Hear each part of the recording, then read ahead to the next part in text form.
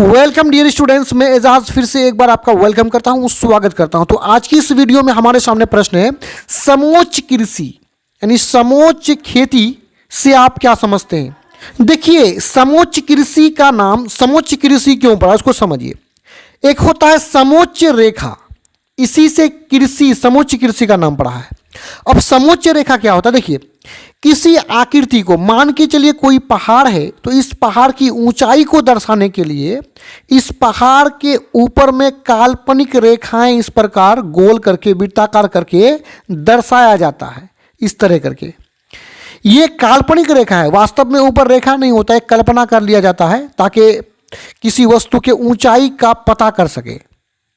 तो इसको बोलते हैं समोच्च रेखा। इन रेखाओं को क्या बोलते हैं, समोच्च रेखा।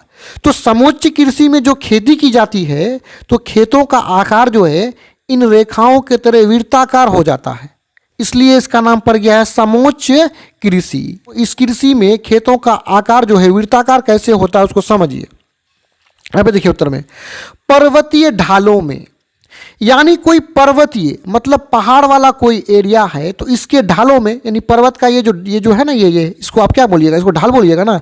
तो पर्वतीय ढालों में कृषि करने के लिए वृत्ताकार रूप में खेतों की जुताई कर कृषि की जाती है, खेती की जाती है।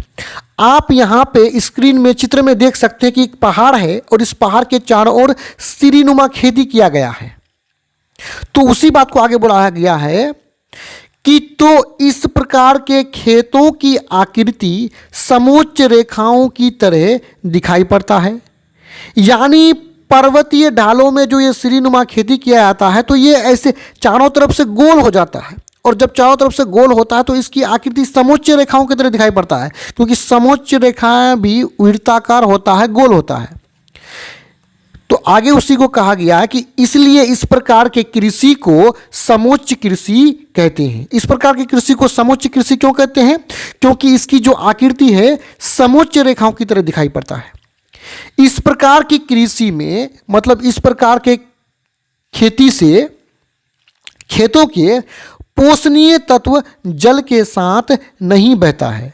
जब पहाड़ी एरियाओं में इस प्रकार का खेती जो किया जाता है सीढ़ीनुमा खेती, तो इससे जो मिट्टी में जो पोषक तत्व हैं जिससे कि पेड़ पौधा बढ़ता है तेजी गति से, उसका जो पोषक तत्व है वो जल के साथ बह करके नीचे नहीं जाता है। क्योंकि जब सीढ़ीनुमा खेती करता है ना तो इस तरह का साइड में जो है एक बांध दिया जाता है छोटा करके, जिससे पानी वहीं पे रुक जाता है और पोषणीय तत्व जल के साथ बह करके पहाड़ के नीचे नहीं उतर पाता है। तो यहाँ पे ये वीडियो समाप्त होता है। मैं उम्मीद करता हूँ वीडियो आपको समझ में आया होगा। धन्यवाद।